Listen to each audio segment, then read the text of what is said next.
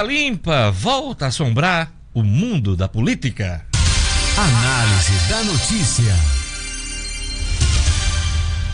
Olha, por 6 votos a 5, o Supremo Tribunal Federal decidiu ontem que a lei da ficha limpa pode ser aplicada para os políticos condenados por abuso de poder econômico político antes de 2010, quando a lei foi aprovada. A ficha limpa passou a valer da eleição de 2012. Hoje, os ministros vão decidir o alcance, o que eles chamam de modulação dessa decisão e como é que ela deve ser aplicada em outras instâncias do judiciário brasileiro. Com isso, os políticos se tornam inelegíveis por 8 anos e não 3, como era a lei quando eles foram condenados.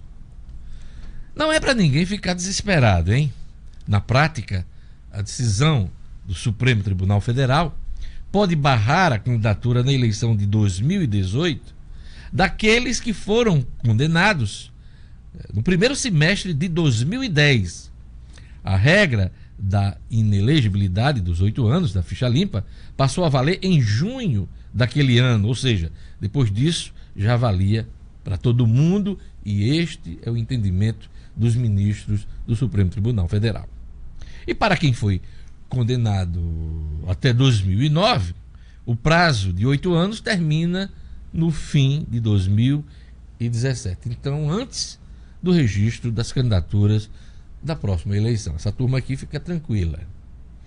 Vamos ver hoje qual será a modulação decidida pelos ministros do STF sobre este assunto. Ontem o ministro Ricardo Lewandowski, que foi relator da matéria e contra esse entendimento que venceu, ele alertou que deputados, prefeitos, até deputados federais estão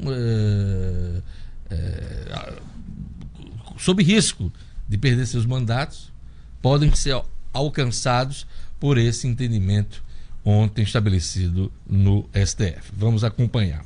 Olha, ontem eu encerrei meu comentário perguntando se a decisão do plenário do STF for desfavorável a Aécio Neves, o Senado vai respeitar, vai cumprir. Naquela história lá do afastamento, naquela história lá da prisão domiciliar.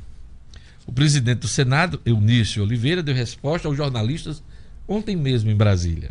Ele disse o seguinte, abre aspas, se a posição do Supremo for manter, é natural que o Congresso Nacional delibere, fecha aspas, palavras do presidente do Senado, Eunício Oliveira. Ou seja, os senadores vão votar o pedido de rejeição à decisão do Supremo se o resultado for desfavorável aos parlamentares, no caso, em tela, o senador Aécio Neves, do PSDB de Minas Gerais. Para os senadores, só vale a revisão dos ministros. A confirmação de medidas cautelares aos parlamentares será enfrentada, será votada, será analisada no caso do plenário do Senado. Aí fica estabelecido o caos.